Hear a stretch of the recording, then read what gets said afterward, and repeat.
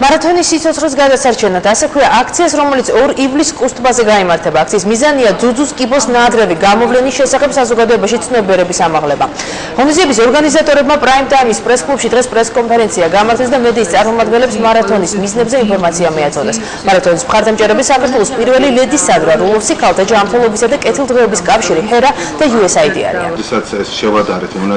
ეს მარათონი არის მიძღვნილი ძუძუს კიბოს პრობლემისადმი და ინფორმირებულობის გასცდას ემსახურება მოსახლეობაში, იმიტომ რომ სამწუხაროდ ძუძუს კიბო არის ერთ-ერთი წამყვანი მიზეზი სიკვდილების და ახალგაზრდა ქალბატონებში.